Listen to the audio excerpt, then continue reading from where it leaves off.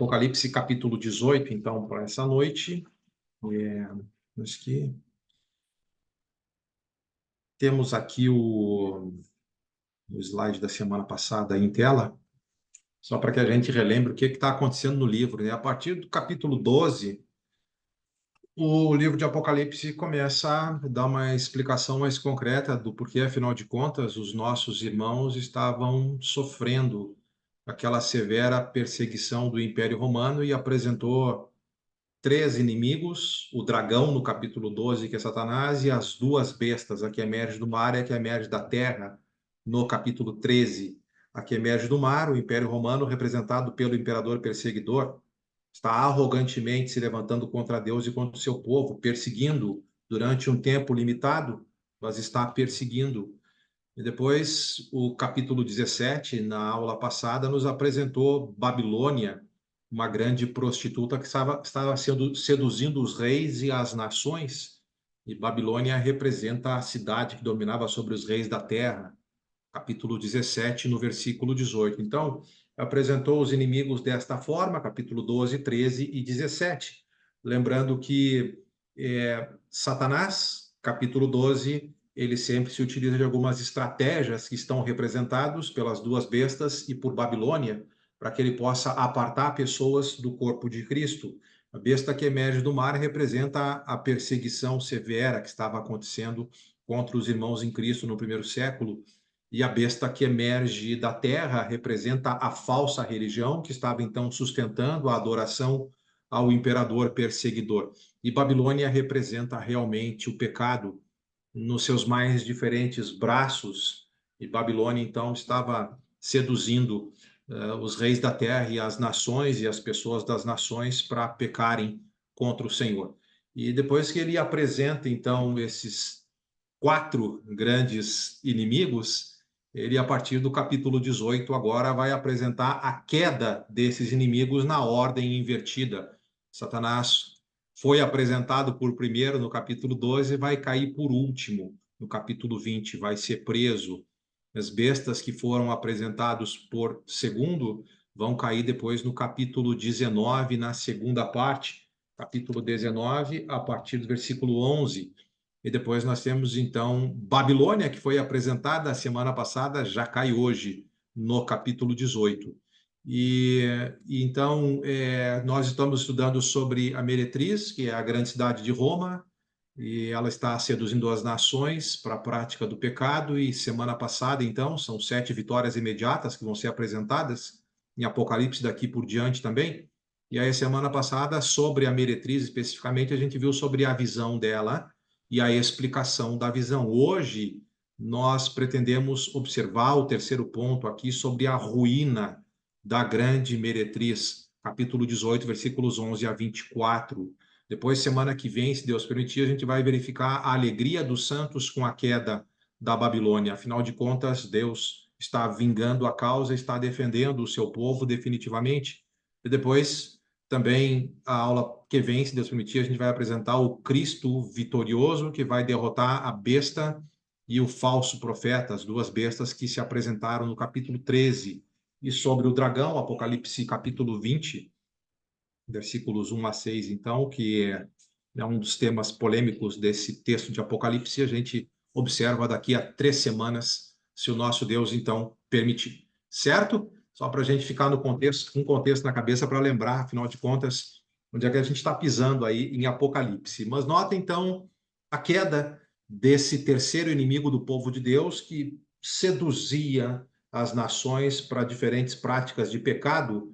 Muitos estavam seguindo e aceitando essa aliança e essa sedução com o pecado, e a igreja precisava se manter firme, apesar de toda essa sedução. E nos dias de hoje também nós somos seduzidos para a prática do pecado, e nós temos que brigar contra a Babilônia. A gente tem que brigar e lutar contra o mundo e permanecer firme no Senhor. Mas nós tivemos o anúncio da queda da Babilônia lá no capítulo 14, versículo 8, antes mesmo dela ser apresentada na carta. Você lembra da segunda voz lá no capítulo 14? Diz: seguiu-se outro anjo, dizendo: caiu, caiu a grande Babilônia, que tem dado a beber a todas as nações do vinho da fúria da sua prostituição. E no sétimo flagelo, capítulo 16, versículo 19, diz que então, na última taça de ira, a grande cidade se dividiu em três partes e caíram as cidades das nações que dependiam da grande cidade, Roma, nas relações políticas e comerciais. E lembrou-se, segunda parte do versículo 19, Deus da grande Babilônia, para dar o cálice da ira do vinho do seu furor. E aí, então, o capítulo 17 ou 18 está aprofundando essas ideias que já foram apresentadas no capítulo 14 e no final do capítulo 16. É um aprofundamento da ideia do sétimo flagelo, inclusive da sétima taça de ira que apresentou já antecipadamente a queda da Babilônia. E aí, então, no capítulo 18, a gente vai ter especificamente, se na aula passada ela foi apresentada e teve a visão da explicação de quem ela era, agora sim, nós vamos observar o anúncio da própria queda da Babilônia, que era o terceiro inimigo de Deus, ou quarto inimigo de Deus apresentado, na verdade, Satanás, duas bestas, e aí Babilônia. Então, capítulo 18:1, depois destas coisas, vi descer do céu outro anjo, que tinha grande autoridade, e a terra se iluminou com a sua glória. Então exclamou com potente voz, dizendo: Caiu, caiu a grande Babilônia, e se tornou morada de demônios, covil de toda espécie de espírito imundo e esconderijo de todo gênero de ave imunda e detestável. Essa linguagem, você sabe, você já está estudando há bastante tempo, nos acompanhando nos estudos de Apocalipse. O apóstolo João ele se utiliza de linguagem do Velho Testamento, de linguagem profética do Velho Testamento, de textos proféticos. E aqui Roma está sendo representada como Babilônia, porque Babilônia na história representou inimizade contra Deus. Você lembra da Torre de Babel, Babilônia? Aqueles homens que estavam reunidos se orgulharam contra Deus e não quiseram se espalhar. Inclusive, eles queriam levantar uma torre que subisse até o céu para que, de certa forma, se equiparassem a Deus. E aquele texto é irônico, porque Deus diz que Deus se abaixou para ver a torrezinha deles, e aí então confundiu as línguas, eles foram obrigados a se espalhar. E depois, então, nessa mesma região, nós tivemos Babilônia histórica, especialmente na época de Nabucodonosor, oprimiu bastante o povo de Deus. Você lembra que essa história toda começa em 605, com a primeira invasão de Nabucodonosor a Jerusalém, depois teve 597, depois teve 589, 88. Quando a gente estudou Ezequiel, a gente viu que na terceira invasão ele nivelou Jerusalém, derrubou o templo, queimou a cidade e levou o pessoal para o cativeiro, ficando só os mais pobres na terra. Então, aquela Babilônia histórica, também no Velho Testamento foi profetizado a queda dela, porque ela perseguiu e oprimiu o povo de Deus. E é o que Roma está fazendo agora aqui, na época do Novo Testamento. Roma, como a Babilônia histórica, e por isso ela está sendo representada como Babilônia, está oprimindo o povo de Deus. E o povo de Deus está clamando, afinal de contas, até quando Deus vai permitir que esse império oprima o povo dele sem que ele não faça nada? Você lembra capítulo 17, versículo 6? Ele viu a mulher, aqui em Apocalipse 17:6, ele viu a mulher, que representa Roma, embriagada com o sangue dos santos e com o sangue das testemunhas de Jesus, e quando ele viu, ele se admirou com grande espanto.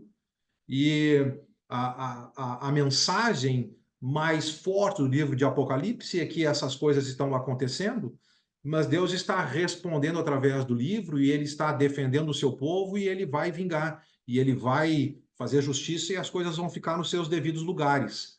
Mas nota comigo para a Babilônia histórica, a linguagem de Isaías capítulo 14, por favor. Isaías capítulo 14.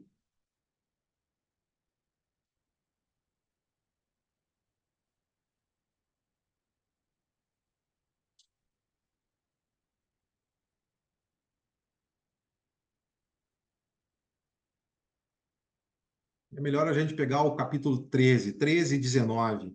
Capítulo 13 e 19 diz: Babilônia, a joia dos reinos, glória e orgulho dos caldeus, serás como Sodoma e Gomorra quando Deus as transtornou. Nunca jamais será habitada, nunca ninguém morará nela de geração em geração. O arábio não armará ali a sua tenda, nem tampouco os pastores farão ali deitar os seus rebanhos, porém nela as feras do deserto repousarão, as suas casas se encherão de corujas, ali habitarão os avestruzes e os sátiros pularão ali. as hienas uivarão nos seus castelos, os chacais nos seus palácios de prazer. Está prestes a chegar o seu tempo e os seus dias não se prolongarão. Então, Babilônia era a joia dos reinos, a glória e o orgulho dos caldeus. Um império muito rico, uma cidade habitada pelos seus habitantes opulentos, que eram muito ricos, mas devido aos pecados de Babilônia, especialmente por ter oprimido o povo de Deus, ela iria cair.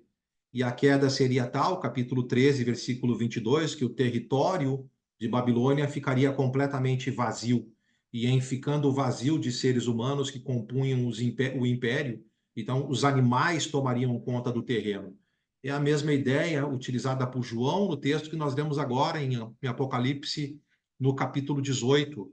Disse 18:2: caiu a grande Babilônia, e ela se torna morada de demônios, covil de toda espécie de espírito imundo e esconderijo de todo gênero de ave imunda e detestável.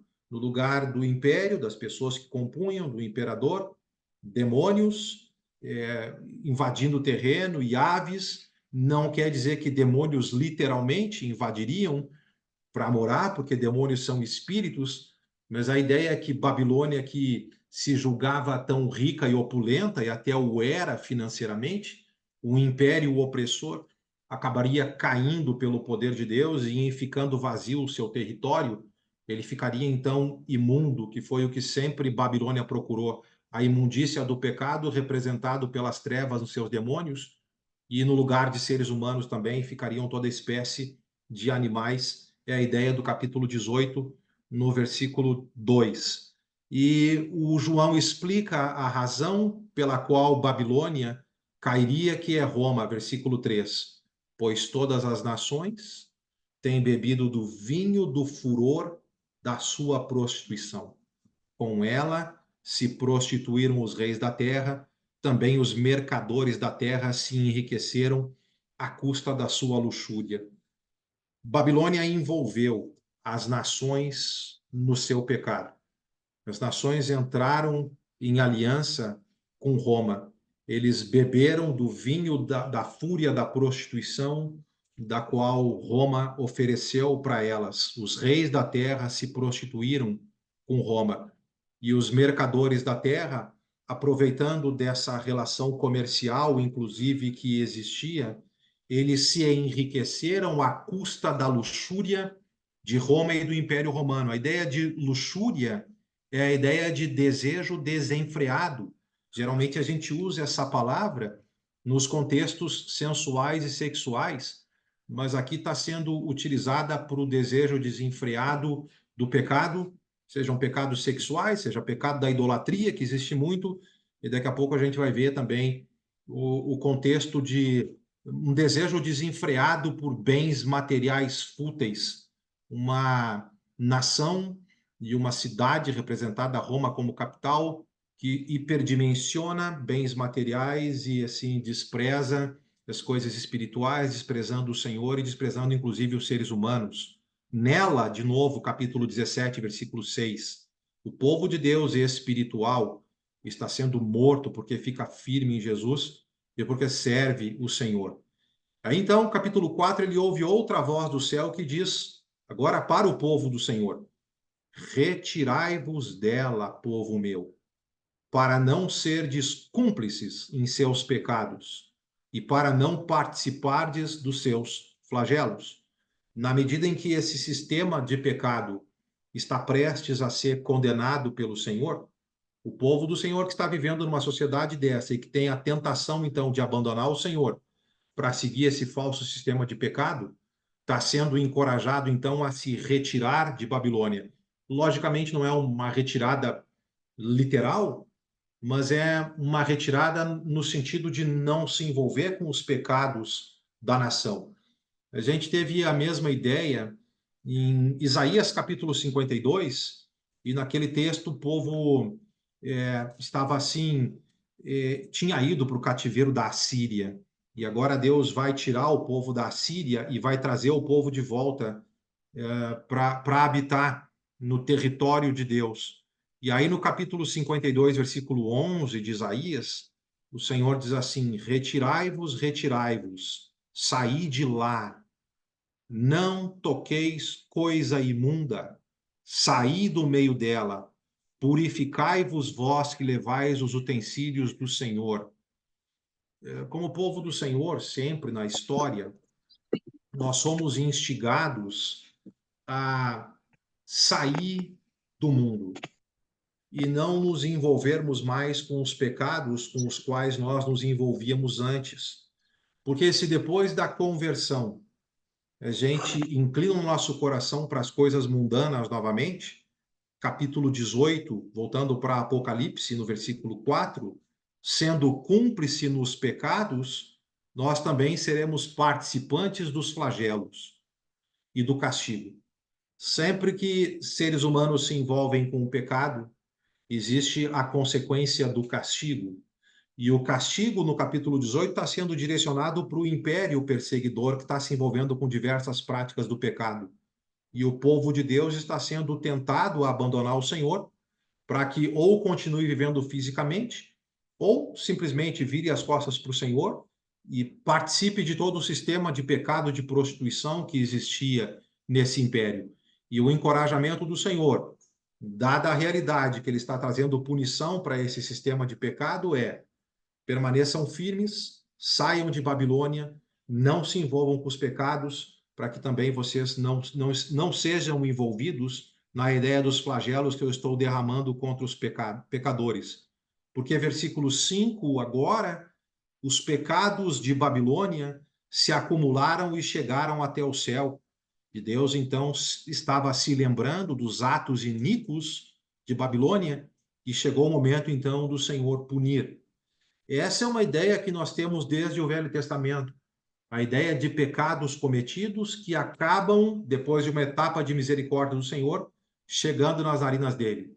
E quando a medida do pecado enche, depois de um tempo de paciência, Deus, como alguém justo, tem que derramar definitivamente a sua ira para punir o pecado. E se pega, por exemplo, Gênesis capítulo 4, quando Caim derramou o sangue de Abel, Deus perguntou para Caim onde está o seu irmão, e ele disse: não sei, acaso eu sou tutor do meu irmão? E a resposta de Deus é: o sangue do teu irmão chegou a mim e clama aqui no céu contra você. Nota Gênesis capítulo 15. Gênesis capítulo 15, você lembra que nesse contexto de Gênesis 15, nós temos a ideia de Abraão recebendo promessas da parte de Deus? Ele não tem filho ainda, mas Deus diz que ele vai ter um descendente, e desse descendente será formada uma grande nação, e eles vão habitar a terra. E aí, então, no capítulo 17, versículo 12, capítulo 15, versículo 12, perdão, de Gênesis, Deus começa a dar maiores pormenores de como vai se suceder a vida e as gerações de Abraão, e Deus diz então no versículo 13 que a posteridade dele seria reduzida à escravidão por 400 anos, está falando sobre o Egito, mas Deus iria julgar a gente que tem de sujeitar-se, e depois sairão com grande riqueza, e tu irás para os teus pais em paz, serás sepultado em ditosa velhice, e aí, 16, na quarta geração tornarão para aqui, porque não se encheu ainda a medida da iniquidade dos amorreus. Chegaria um tempo em que a medida da iniquidade das nações inimigas do povo de Deus e de Deus atingiriam o céu, e aí seria o momento dele derrubar a ira. Momento de misericórdia, não aproveitada, a medida enche, e Deus então derrama a ira dele. Paulo usa essa ideia, meus queridos, em 1 Tessalonicenses 2. Olha para 1 Tessalonicenses capítulo 2, por gentileza. Eu creio que se a gente ler a partir do versículo 15, vai nos ser suficiente aqui para o contexto. 1 Tessalonicenses 2,15, ele está falando sobre os judeus que perseguiram os irmãos na Judéia, os quais não somente mataram o Senhor Jesus e os profetas, como também nos perseguiram, não agradam a Deus, são adversários de todos os homens, a ponto de nos impedirem de falar aos gentios, para que estes sejam salvos, a fim de irem enchendo sempre a medida dos seus pecados. Os pecados deles estavam acumulando e estava chegando no céu. E aí diz agora: a ira, porém, sobreveio contra eles definitivamente. Nós já tínhamos tido aqui a profecia de Jesus que Jerusalém seria destruído no ano 70, e as perseguições dos judeus contra o povo cristão acabou trazendo esse juízo contra eles. E agora aqui em Apocalipse capítulo 18, nós temos essa ideia, versículo 5, por que Deus está derrubando Roma e o Império Romano? Capítulo 18, 5, seus pecados se acumularam até o céu, Deus se lembrou dos atos iníquos que ela praticou e agora Babilônia iria cair. E o livro de Apocalipse, você que está acompanhando, sabe que tem diversos juízos parciais de Deus, na expectativa que os perseguidores se arrependessem, e em toda a oportunidade que Deus deu através da disciplina, vários textos disseram que, apesar do juízo de Deus parcial, eles não se arrependeram, agora encheu a medida, e agora é época de Deus derramar a ira dele definitivamente. Por isso, 18:6, dai-lhe em retribuição, como também ela retribuiu. Pagai-lhe em dobro, segundo as suas obras, e no cálice em que ela misturou bebidas, para embebedar as nações no pecado, né? Agora a mistura dobrado para ela também, logicamente, para derrubar daí a ira de Deus sobre ela. O quanto a si mesma se glorificou e viveu em luxúria, dai-lhe em igual medida tormento e pranto, porque diz consigo mesma, ela estava muito segura no seu orgulho, estou sentada como rainha, viúva não sou, pranto nunca hei de ver, e por causa do orgulho, então, dos pecados que ela mesma cometia, dos pecados com os quais ela se envolveu, e ela envolveu as outras nações, Deus estava dando a retribuição para ela e derramando ira contra ela. Você sabe de Gálatas 6:7, aquilo que nós plantamos é aquilo que nós vamos colher, e Babilônia plantou vento e colheu tempestade, plantou pecado e colheu ira de Deus, de maneira que um sistema de pecado, quem vive num sistema de prática de pecado, é um sistema que nunca se sustenta, é construir sobre castelo de areia, e o que acaba acontecendo, então, versículo 8, ela que se sentia tão segura, repentinamente, o juízo vem contra ela, porque em um só dia sobrevirão os seus flagelos, morte, pranto e fome, e será consumida no fogo. E isso porque poderoso é o Senhor Deus que a julgou. Então, o pecado trazendo consequência do sofrimento, e ela que se achava tão poderosa, capítulo 18, versículo 7, sou rainha, viúva não sou, pranto nunca hei de ver, confiou no orgulho da maldade, esqueceu que nos atos dela, ela estava batalhando contra o Deus Todo-Poderoso, especialmente na questão da perseguição contra o povo do Senhor, capítulo 17, versículo 6. E o livro de Apocalipse está salpicado dessa expressão de Deus Todo-Poderoso para confortar a igreja. Lá em Apocalipse 1:8, eu sou o alfa e o ômega, diz o Senhor Deus, aquele que é, que era e há de vir, é o Todo-Poderoso. Capítulo 4, versículo 8, Santo, Santo, Santo é o Senhor Deus Todo-Poderoso, aquele que é, que era e que há de vir. Capítulo 11, na sétima trombeta, ele diz no versículo 16, 11 e 16, os 24 anciãos que se encontram sentados no seu trono, diante de Deus, prostraram-se sobre o seu rosto e adoraram a Deus, dizendo: graças te damos, Senhor Deus Todo-Poderoso.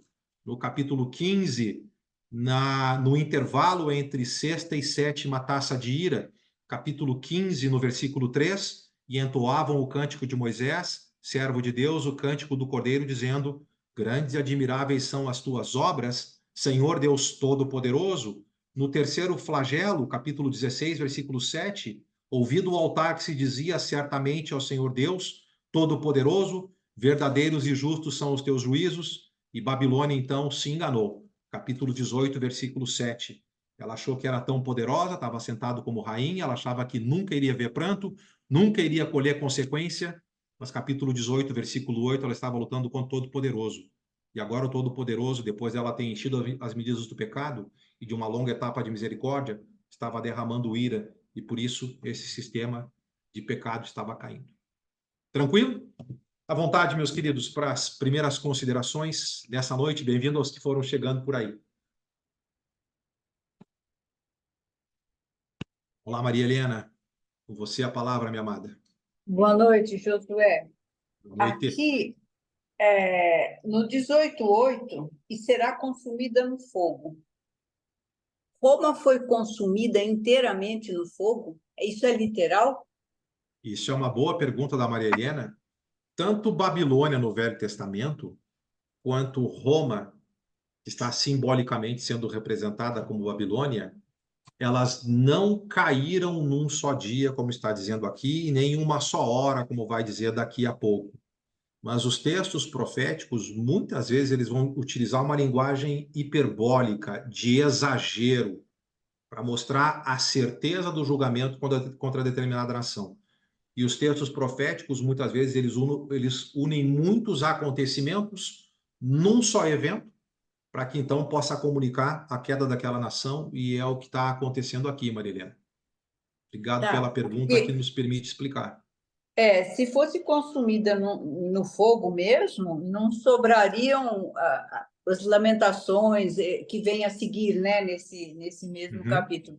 Então, tá bom. É isso mesmo. Foi uma maneira. Tá bom.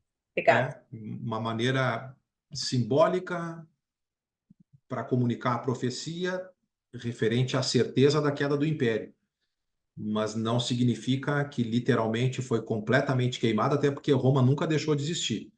Mas paulatinamente ela foi caindo através dos séculos, e lá pelo quarto, quinto século, então ela acabou caindo como império. Mas a cidade de Roma, apesar de uma época ficar com muito poucos habitantes, ela nunca deixou de existir e ela existe lá até hoje. Mas como império, a linguagem hiperbólica aqui de exagero está comunicando sobre queda, para dar esse consolo assim perfeito para os nossos irmãos que estavam sendo perseguidos.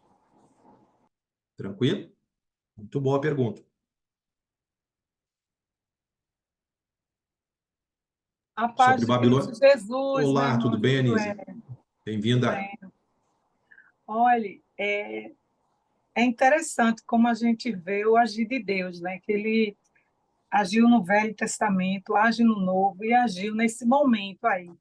Que ele e outra, assim, como o Senhor expressou aí, que quando chega numa fase que, como se esgotasse o limite de Deus, ele começa a agir.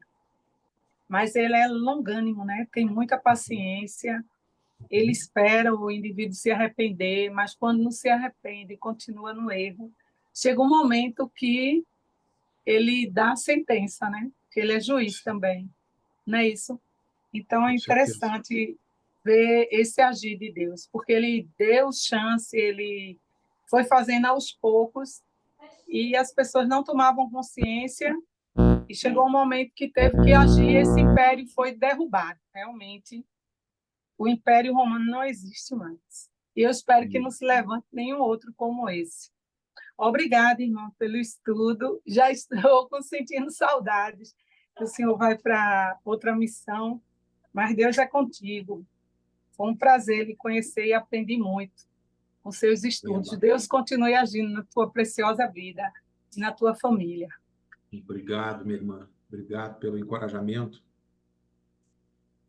Então, Babilônia em chamas na profecia, sendo consumida pelo fogo. E você sabe que, sim, o Império Romano foi conquistando muitas nações, deixava reis fantoches lá, representativos, que eram manipulados por Roma. Na Palestina tinha isso, você tinha Pilatos, você tinha os Herodes, estavam lá para representar o império. E, e Babilônia ou Roma, ela se fortaleceu muito como império mediante alianças.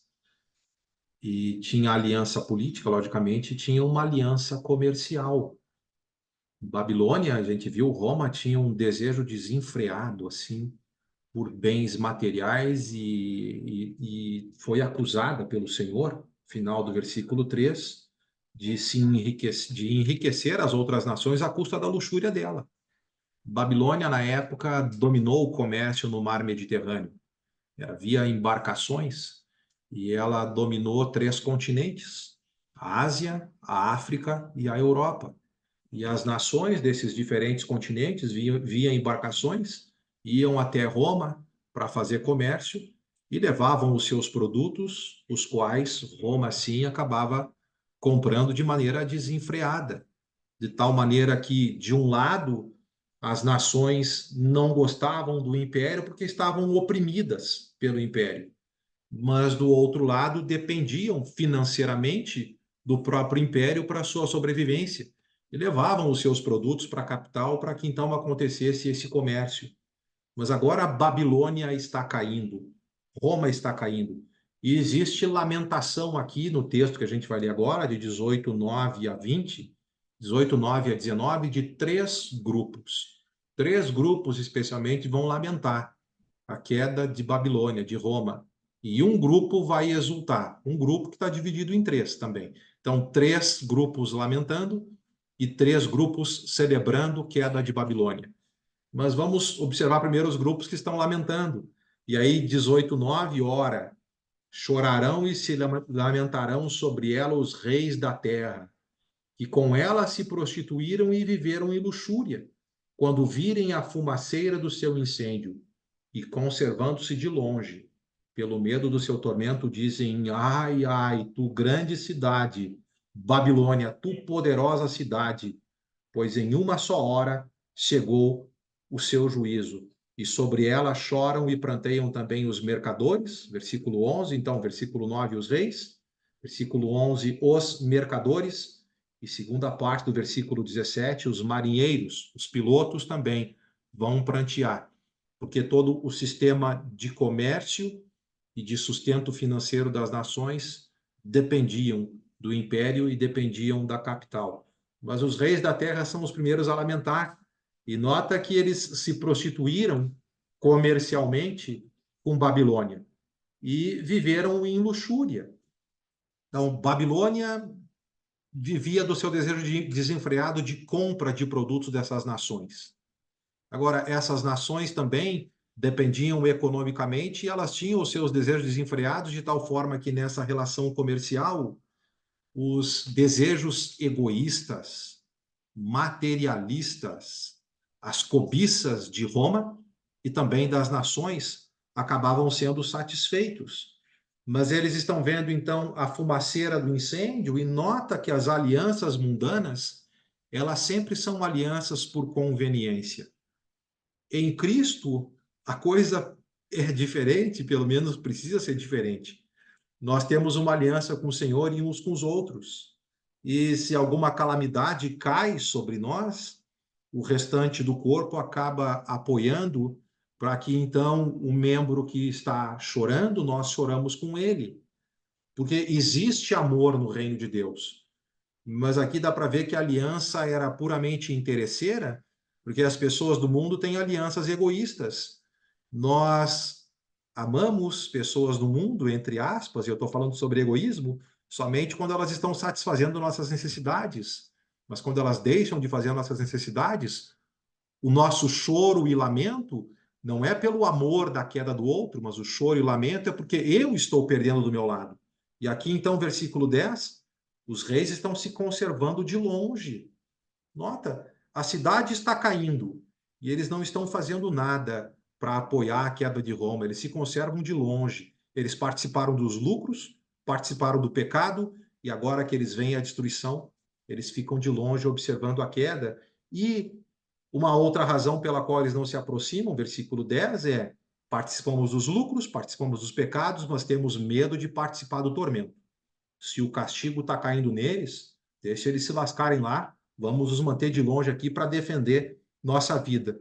E versículo 11, então, versículo 10, segunda parte, de novo, essa ideia de um juízo repentino. Ela era tão orgulhosa, capítulo 18, versículo 7, que ela achava que nunca nada iria acontecer com ela, rainha, nenhuma calamidade vai acontecer com ela, mas instantaneamente, imediatamente, o juízo de Deus cai sobre ela, é a ideia.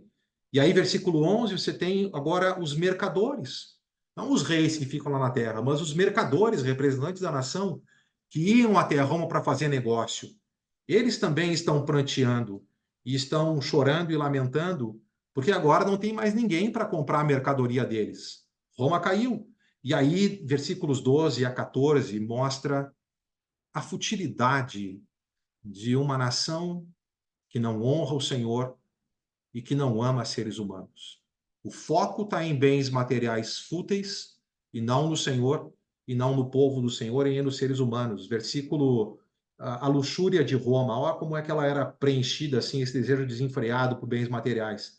Eles compravam mercadoria de ouro, de prata, de pedras preciosas, de pérolas, de linho finíssimo, de púrpura, de seda, de escarlata, toda espécie de madeira odorífera, todo gênero de objetos de marfim, toda a qualidade de móvel, de madeira preciosíssima, de bronze, de ferro, de mármore, canela de cheiro, especiarias, incenso, unguento, bálsamo, vinho, azeite, flor de farinha, trigo, gado e ovelhas, e de cavalos, de carros, de escravos, até almas humanas eram negociadas mediante aquele comércio no mar Mediterrâneo.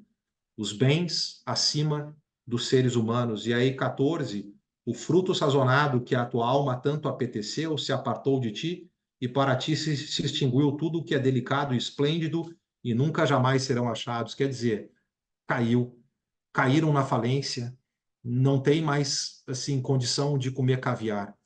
Falência total na queda do império.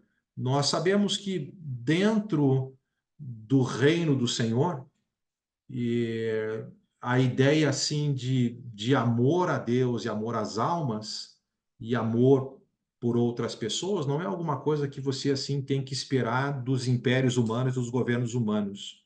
Governos humanos, eles são egoístas e eles estão interessados nas relações comerciais, onde poucos concentram muito e o resto, sim, que se lasque, né? Mas no povo de Deus essa coisa é invertida, esse pensamento. Olha para Atos capítulo 2, quando a igreja cheia do Espírito estava reunida no primeiro século. Atos capítulo 2, por gentileza. E nota que esse coração não dependeu de nenhum assim projeto de governo socialista, como chamam, qualquer coisa desse tipo. Porque quando o povo de Deus é tomado pelo Espírito Santo, naturalmente ele fica generoso e passa a se preocupar mais com Deus e com as almas do que com os bens materiais. E aí, capítulo 2, versículo 44, vai dizer que todos os que creram estavam juntos e tinham tudo em comum, e eles vendiam as propriedades e bens e distribuíam o produto entre todos à medida em que necessitados aparecessem. Então, aqui os bens ficam abaixo em escala de valor dos seres humanos. Nós tínhamos irmãos em Cristo passando necessidade, e os irmãos cheios do Espírito generosos, assim, não ficavam com nenhum peso de vender bem material se fosse preciso para suprir a necessidade do irmão em Cristo, porque no reino de Cristo, seres humanos, especialmente nossos irmãos, estão acima dos bens materiais. Atos capítulo 4 é também um outro texto que traz esse testemunho, 4:32, da multidão dos que creram era um o coração e a alma, e ninguém considerava exclusivamente sua o que é egoísmo, o que é ganância, o que é cobiça, as coisas que possuíam, né? Tudo, porém, lhes era comum.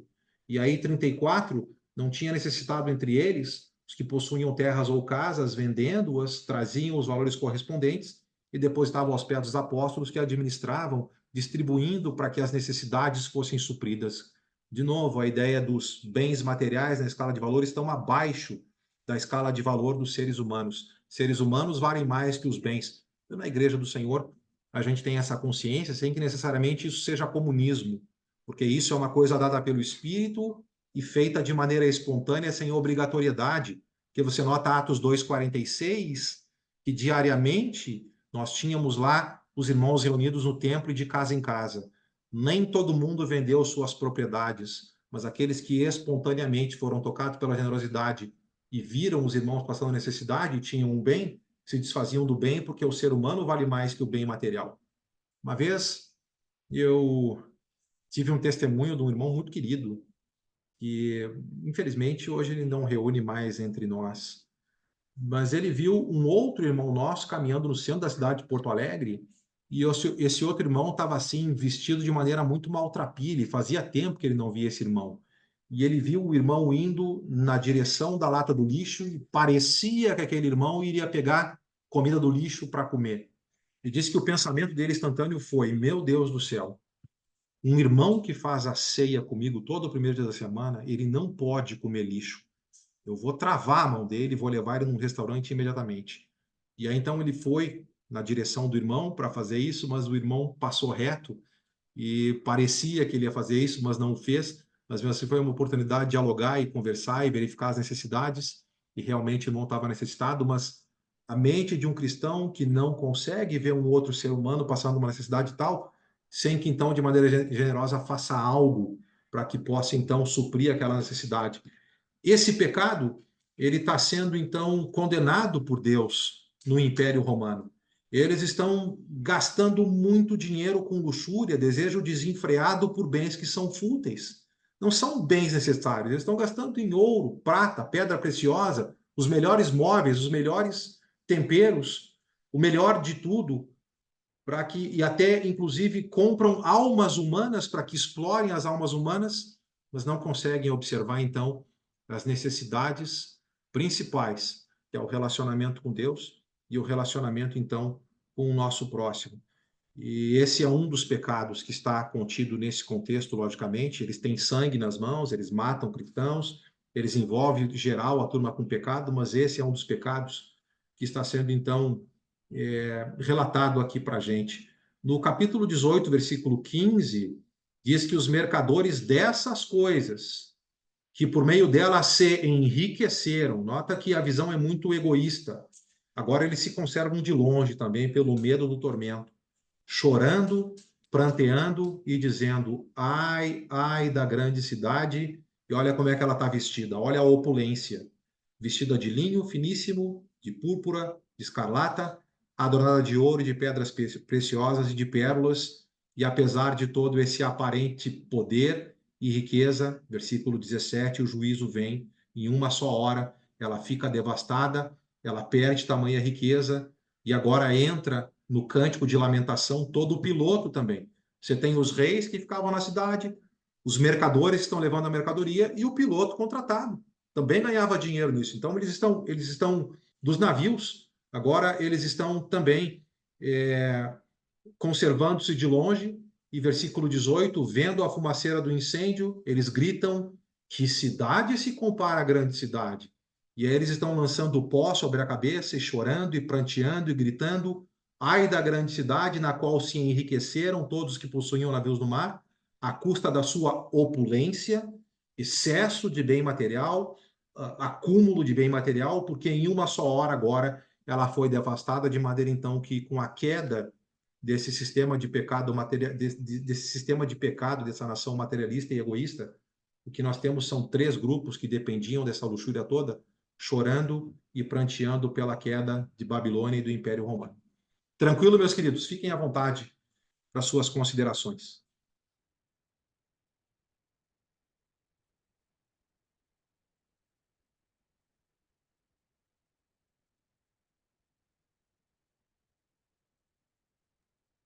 A paz, meu irmão, meus irmãos. Esse sistema aí da Babilônia, da Grande Babilônia, né, da cidade de Roma, continua ainda hoje, né? É triste, é lamentável, mas ainda existe. Agora, o que a gente percebe é que a maldade, a ganância continua, mas o amor dos irmãos é muito grande, dos irmãos, porque eu vejo por aqui, eu estou aqui no Nordeste, vocês no Sul, outros no Sudeste, no Norte, mas a gente está unido numa só fé e os irmãos se ajudam uns aos outros. Há um altruísmo muito grande, a gente vê aí em projetos que os irmãos lançam, nós vemos assim ajuda a outros irmãos, e isso é lindo, porque permanece até hoje. E nesse tempo aí que a igreja estava fazendo, acho que foi no outro estudo que eu perguntei ao irmão, e o irmão disse que foi porque era o estabelecimento da igreja, os irmãos tinham passado pela grande perseguição e estavam necessitados, né? Tem irmãos que não tinham casa, não tinham mais nada, perderam tudo. E os que tinham ainda alguma coisa, os que tinham algumas coisas ainda começaram a ajudar. Então, é lindo ver esse amor, essa união. E foi isso que o Senhor propôs, né? Porque a gente lê no Evangelho, a gente tem que amar a Deus sobre todas as coisas e ao próximo como a si mesmo, se colocar no lugar do outro, ter esse amor, essa união, e que a Igreja de Cristo permaneça assim, porque eu fico muito feliz em ver os irmãos tão assim unidos. Aqui mesmo em Pernambuco, uma irmã está doente, e uma outra ligou para mim e disse que já tem uma escala lá para as irmãs ficarem com a irmã lá no hospital, para a irmã não ficar sozinha. É muito lindo isso, eu nunca tinha visto isso antes. E louvado seja Deus, porque a igreja de Cristo é assim. Eles vão lá, eles trabalham, eles têm amor, eles se unem com os irmãos para ajudá-los de todas as formas. Louvado seja Deus. Obrigada, Se irmão. no, Que estudo maravilhoso. se, Maravilhoso. se no meio do povo de Deus que deve entender que os dois grandes mandamentos é amar a Deus sobre todas as coisas e o amor ao próximo, nós tivermos um coração egoísta, então a gente está ficando com o sistema da Babilônia. E a ideia em Apocalipse 18 é: retirem-se da Babilônia. Não participem das obras dela, porque participando das obras dela, participa da condenação. Você lembra de Amém. Gálatas capítulo 2, quando Paulo apresentou o evangelho que ele pregava aos apóstolos? Eles não tiveram assim nada o que acrescentar ao evangelho que foi pregado por Paulo, porque logicamente ele recebeu a revelação de Jesus, como ele disse no capítulo 1. Mas uma recomendação em Gálatas 2:10 ele recebeu, recomendando-nos somente que nos lembrássemos dos pobres, o que também me esforcei por fazer. E você lembra daquela parábola daquele rico insensato que teve uma grande colheita e os celeiros já estavam cheios? Ao invés de pensar nos outros, ele derrubou os celeiros e construiu outros maiores só para acumular. E o que Jesus disse foi: louco, hoje vão te pedir a tua alma. E isso aí acumulado que tu tens, para quem vai ficar essa coisa toda aí, né?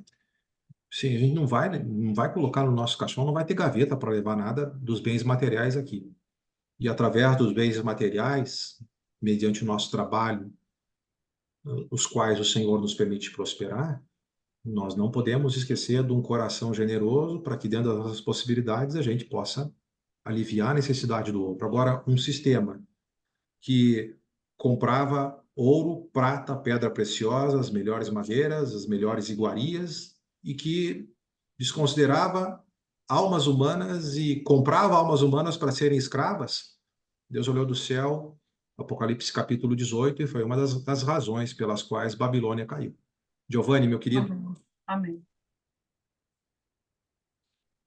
João, me ajuda a esclarecer melhor esse Atos 2:42 em diante, onde fala, ali foi o começo da igreja, tinha 3.000 membros da Igreja de Cristo batizados, de todas as nações do mundo ali que foram para o Pentecostes.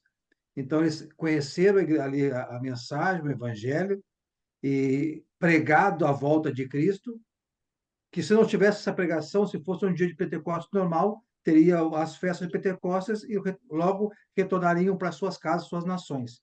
Como teve essa pregação à igreja, tudo era novo, aí eles se obrigaram a ficar na cidade de várias nações, aí que apareceu o amor, a generosidade dos irmãos. Bom, vocês não vão embora, vão ficar aqui, vamos se ajudar. Não houve ali perseguição, não houve ali nada contra os cristãos. Ali era a igreja surgindo. A perseguição surgiu lá em Atos 8, lá adiante. Aí sim, depois, tanto que o eunuco quando estava voltando para casa, talvez ele estivesse, com certeza estaria no Pentecostes. Eram viagens longas, né? Então eles ficaram por um tempo, não sabemos quanto tempo, aí depois virou, opa, podemos voltar ao normal, vamos para nossas casas, vamos pregar o evangelho, não vai vir Cristo agora. Então, esse é o contexto histórico ali, sem perseguições. Isso mesmo. E ainda que nós tenhamos contextos diferentes em diferentes partes das Escrituras, a essência em cada texto que fala sobre nossas ofertas é de realmente sermos generosos e atuarmos dentro das necessidades que aparecem, né?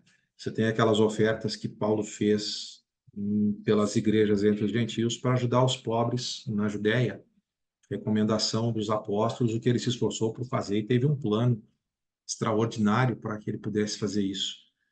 E nossas congregações, sabedoras de que precisamos amar Deus sobre todas as coisas e amar o próximo, e que almas estão acima dos bens, nós precisamos administrar de maneira sábia, de tal forma que consigamos pregar o evangelho para almas se converterem, mas também, dentro das possibilidades, aliviar as necessidades reais quando elas aparecem. Tranquilo? Anísia, por gentileza. Obrigada, meu irmão Giovanni, porque eu pensei que ali também estava o estabelecimento da igreja, que os irmãos tinham vindo ainda da grande perseguição. Eu acho que eu juntei tudo, né? Confundi tudo, Uhum. mas ali foi o estabelecimento da igreja, né? E aqueles irmãos estavam fora, e aqueles irmãos agora iam ficar na cidade. Então, precisavam de ajuda, por isso foi. Eu não tinha percebido esse detalhe. Obrigada. Mas é lindo, né? Esse amor que temos uns pelos outros. É divino e vem até hoje. Eu louvo a Deus. Obrigada. No Novo Testamento aqui, Babilônia está caindo por essa visão egoísta de vida, onde acumula bens e esquece de Deus, e esquece das almas, dos seres humanos. Mas no Velho Testamento a gente teve um profeta chamado Amós, que condenou isso dentre o povo de Deus, e nós temos que cuidar para que dentre o povo de Deus nós não sejamos condenados por ele, de tal forma que a gente adquira um coração egoísta, esqueça da generosidade para olhar para aqueles que necessitam. Observa comigo Amós capítulo 2, por gentileza. Amós capítulo 2, versículo 6. Aqui é a razão da queda de Israel.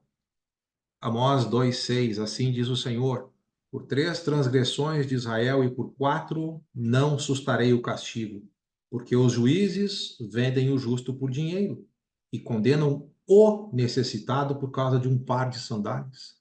Quer dizer, os juízes que já são ricos aceitam suborno para enriquecer mais ainda, não fazendo justiça para com alguém que é pobre e necessitado. Quer dizer, arranca cada vez mais do necessitado para que eu fique cada vez mais rico. Olha capítulo 4, versículo 1.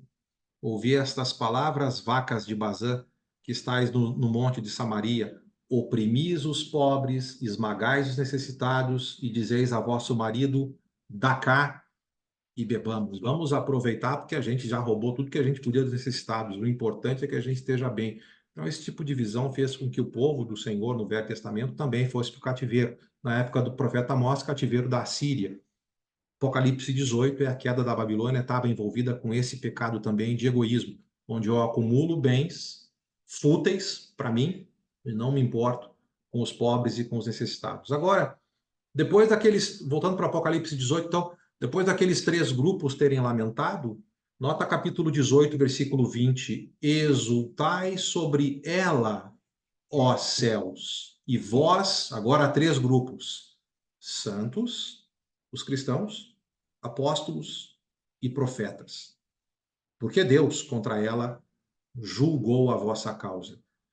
Boa parte do contexto do pano de fundo de Apocalipse se lembra do 5º selo. As almas dos mártires estão clamando e perguntando: até quando o Senhor vai permitir essa perseguição?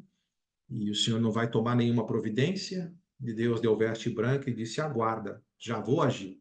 E aí começou com uma série de juízos parciais. E essas orações dentro do livro de Apocalipse continuaram e estavam lá no céu. Olha capítulo 5, versículo 8, quando Jesus foi apresentado glorificado, tendo a honra e, na verdade, a dignidade de tomar o livro da mão de Deus, no 5:8, os 4 seres viventes, os 24 anciãos, prostraram-se diante do Cordeiro, tendo cada um deles uma harpa e taças cheias de ouro e cheias de incenso, que são as orações dos santos. Depois, capítulo 8, versículo 4, os santos ainda orando, e da mão do anjo subiu à presença de Deus a fumaça do incenso com as orações dos santos. E depois, então, as taças estavam cheias de orações e chegaram na presença de Deus. E aí você lembra no capítulo 15, versículo 7, que agora Deus esvaziou a taça das orações e encheu as taças de ouro, 15:7, da cólera dele. Agora ele iria derramar e iria fazer juízo. E agora você chega no capítulo 18, versículo 20, o povo do Senhor está exultando, porque finalmente Deus julgou a causa. Capítulo 18 começa a resposta de Deus de uma maneira mais definitiva ao clamor do povo. E o livro de Apocalipse é uma resposta. Calma, eu já estou julgando. Tem juízos parciais, não estão se arrependendo. O meu juízo definitivo virá. E versículo 24, de novo, 18, 24, esse juízo está vindo porque nela Em Roma, no Império, está se achando o sangue de profetas, de santos e de todos os que foram mortos sobre a terra. Ela está colhendo o fruto do seu pecado, dentre eles, assassinato do povo de Deus. Tranquilo? Eu vou fazer do 21 ao 23 e aí abro para suas considerações finais e perguntas. Agora, 18, 21 a 23, se ela está caindo e ela é uma mulher, representada no capítulo 17 como uma mulher, vai ter o funeral dela. É toda uma cena de funeral.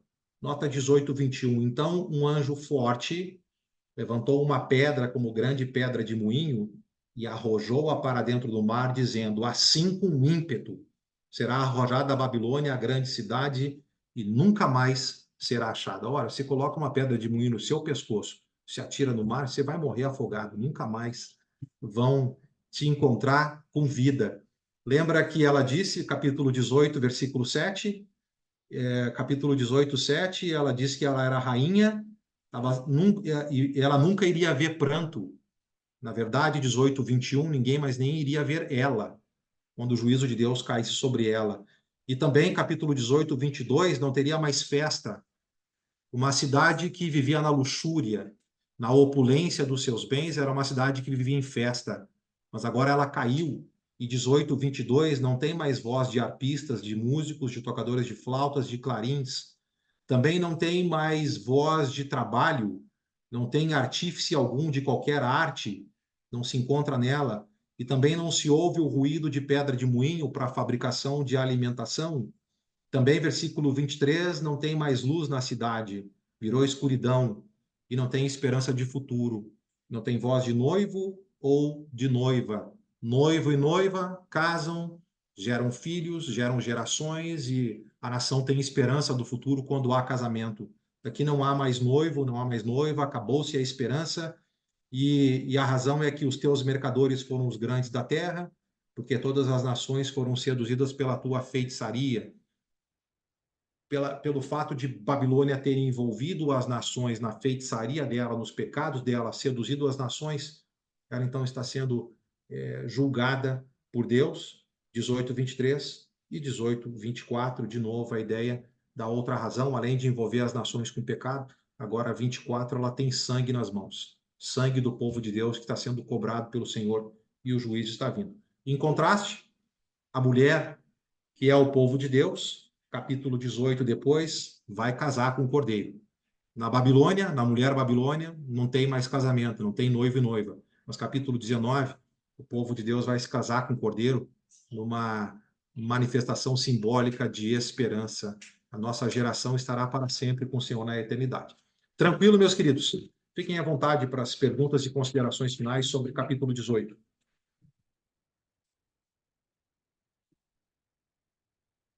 Irmão, eu só queria mesmo, era a referência de Amós e de Apocalipse, que o senhor falou que as cidades caíram por causa da arrogância, da maldade.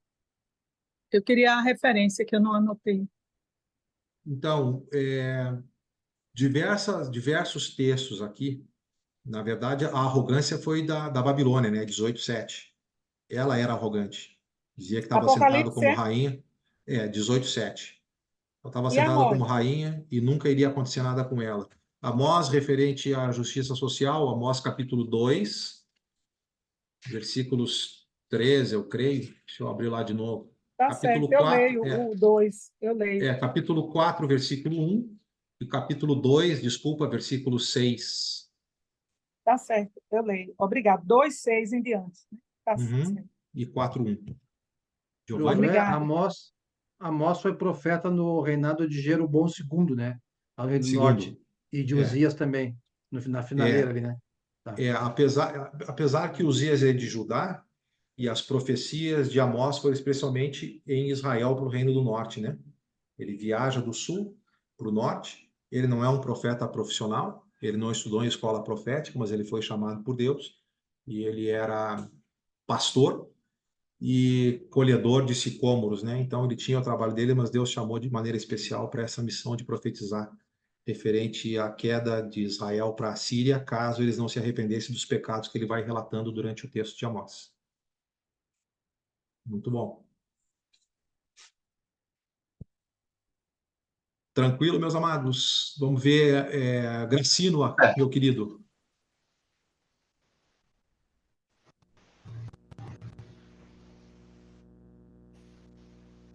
Não escutamos sua voz, meu irmão, apesar do seu áudio estar aberto.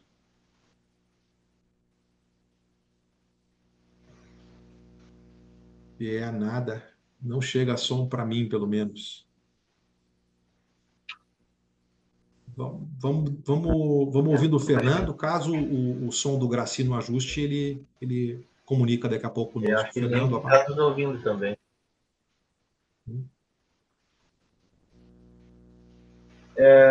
Eu achei difícil de entender, mas talvez seja isso que eu estou pensando. A grande Babilônia foi castigada porque nela foi encontrado, aqui na minha versão pelo menos, porque nela foi encontrado o sangue dos profetas, o sangue do povo de Deus e de todos que e querendo explicar porque a Babilônia foi destruída, é isso? Um dos pecados é essa perseguição contra o povo de Deus que estava acontecendo na época de Domiciano, 81 e 96. Eles estão matando o povo de Deus. E por causa disso, agora o império está caindo. Isso mesmo. É a resposta de Deus ao clamor do povo que está sofrendo. Deus está julgando a causa do seu povo e o está defendendo. E em Cristo, os vencidos se tornam vitoriosos. É isso mesmo. Parecia que o império estava no domínio, mas agora Deus está tomando as rédeas e está colocando as coisas no seu lugar. Sabe que a gente está fazendo a leitura anual pelo segundo ano e estamos lendo pela segunda vez o Antigo Testamento, né? E da primeira vez a gente não compreendia muito, agora a gente já começa a entender e a gente vê muito como Deus castigava aquele povo. E ele continua. E mesmo depois de ter matado vários, num dia, no outro dia, eles cometeram pecado de novo. Sabe? Um dia, depois do outro, cometeram pecado de novo. Né? Fizeram heresia. É incrível. E hoje é assim ainda, né? As pessoas sabem, têm a Bíblia para se instruir, mas não leem e ainda continuam pecando. As coisas que ele pede para fazer tem que ser exatamente como ele pede, não como as pessoas querem fazer. E acabam fazendo de acordo com como querem e acaba que são mortas, né?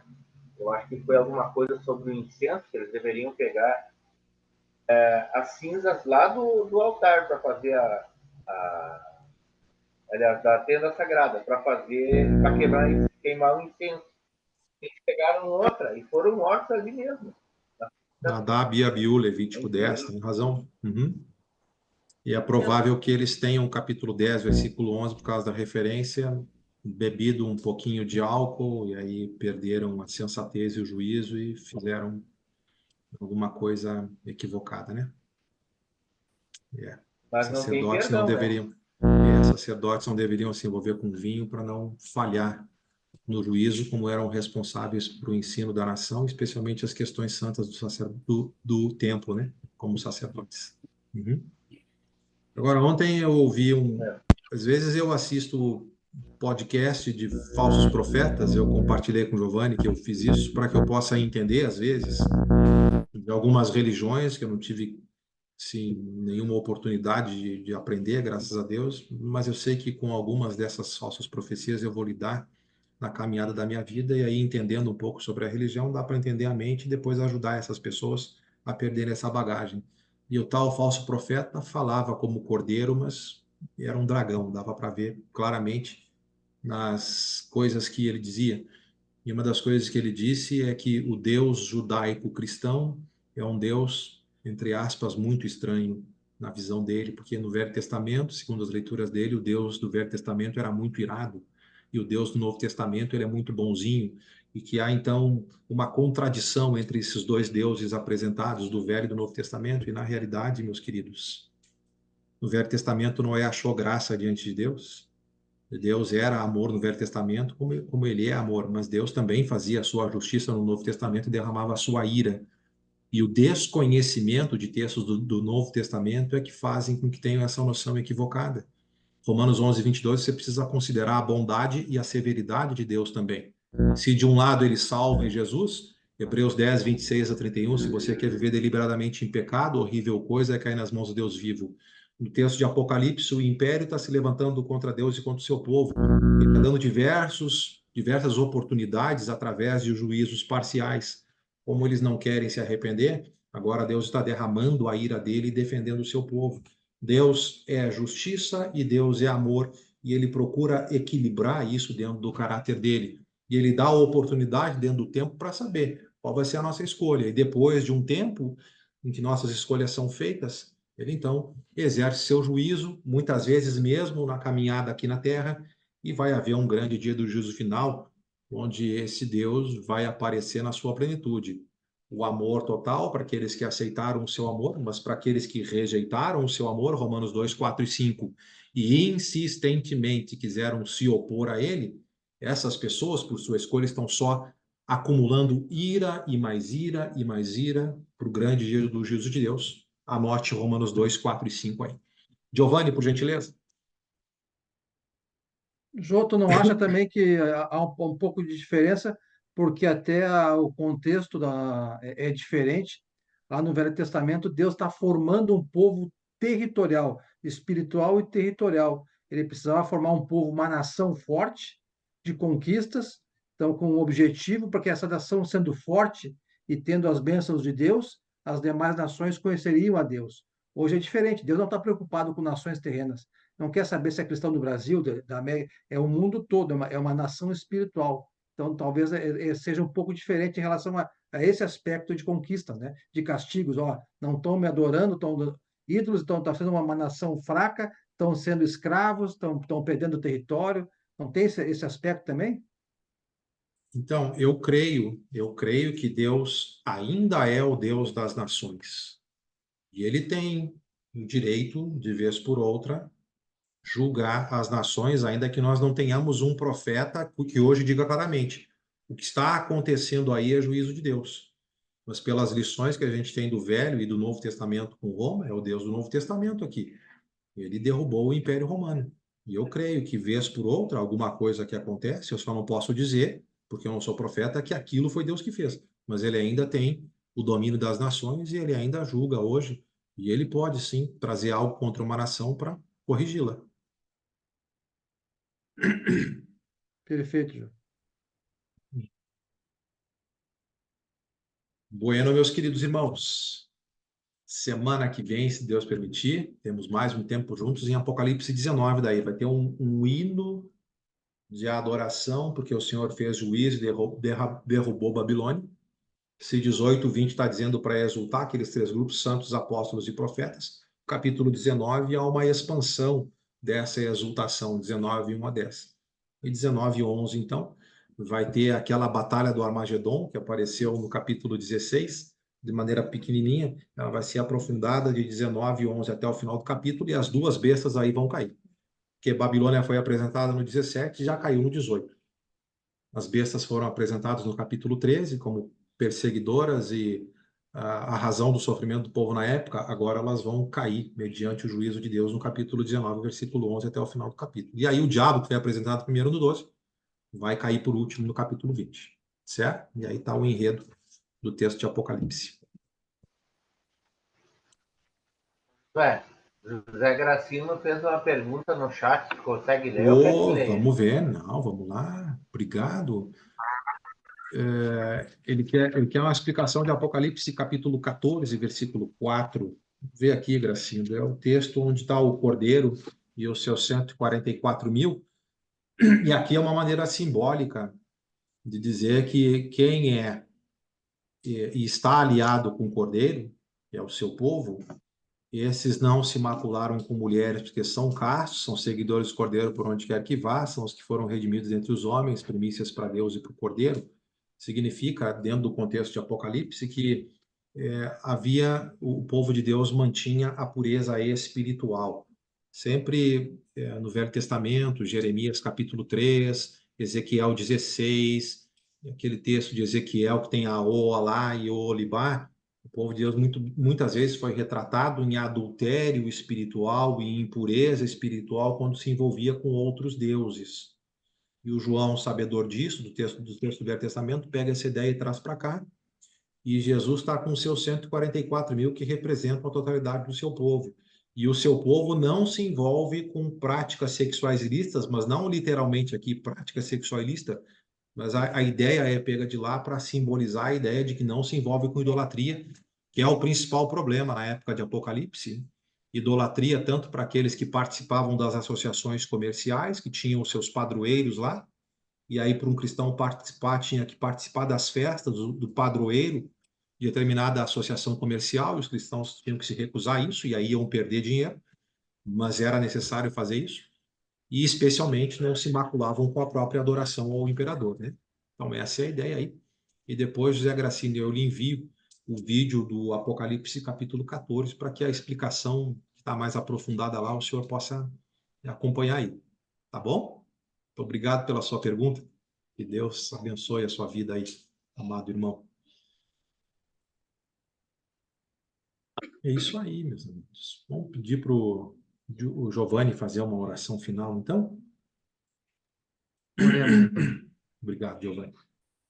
Senhor Deus, grandioso Pai, muito obrigado por mais um dia de vida, pela saúde, pelo sustento, pela proteção contra todo mal, pelo seu Filho amado Jesus Cristo que morreu por nós, pelo teu Santo Espírito que habita em nós e por essa aula maravilhosa, onde meditamos na palavra do Senhor, onde o Senhor comprova o seu amor a seus filhos, a sua promessa à eternidade, a uma vida eterna espiritual.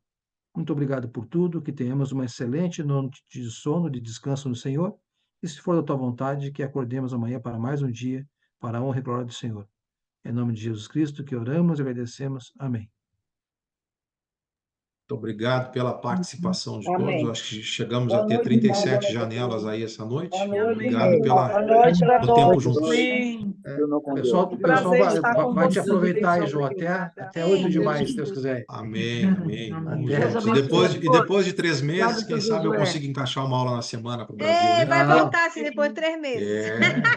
Vou torcer, José. Essa é a meta. Vai dar É a certo. meta. Estamos orando. Boa Estamos noite. em Tá tudo oração. certo. Boa noite, Boa noite, meu irmão. Boa irmão noite. Mindo. Deus abençoe vocês. Abençoe, irmão. Aí, Anísia. Boa noite, Robinho. Lídia, Boa noite a todos. Sandra. Ó, o Robinho ali. Boa noite, irmão José. Boa noite.